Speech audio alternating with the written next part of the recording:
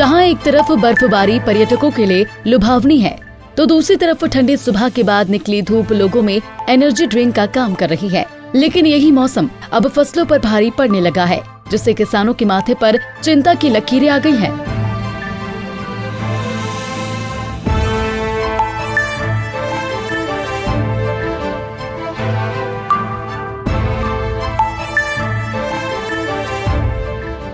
आपको बता दें कि जिला कुल्लू में मौसम की मार फसलों पर पड़ना शुरू हो गई है।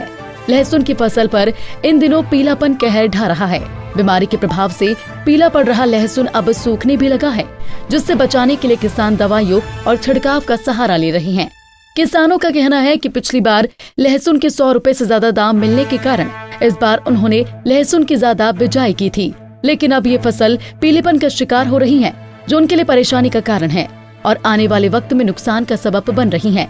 किसानों का ये भी कहना है कि आज से कुछ साल पहले बिना किसी खाद के लहसुन की अच्छी फसल होती थी, लेकिन अब लोग बिना जानकारी के फसल पर दवाइयों का छिड़काव और खाद का प्रयोग कर रहे हैं।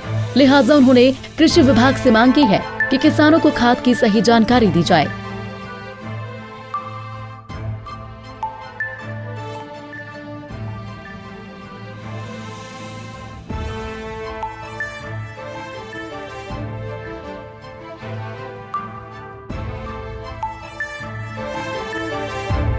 लोग घाटी में है, भारी मात्रा में जो लहसुन की खेती होती है हर वर्ष पिछले 2-4 सालों से तो ज़्यादा मात्रा में हो रहा है, क्योंकि इसके जो है अच्छे रेट मिले हैं, 100+ रेट मिले हैं। मगर 2-3 सालों से यहाँ पर लहसुन में भी समस्या आ रही है।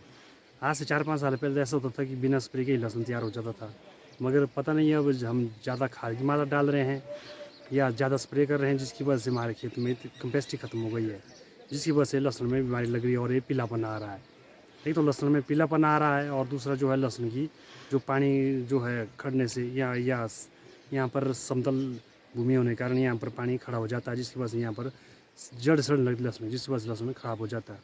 इसके लिए जो है लोग बेब्स्टिन और डाइथिन की स्प्रे कर रहे हैं या कुछ और जो सलाह दे रहे हैं उसको स्प्रे कर रहे हैं।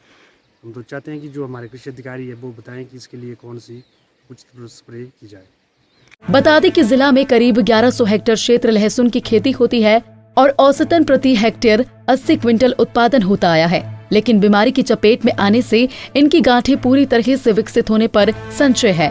ऐसे में जरूरी है कृषि विभाग इन किसानों को बीमारी से निपटने और फसलों में लगाए जाने वाली खाद की सही जानकारी दे, ताकि फसल का नुकसान होने से बचाया जा सके।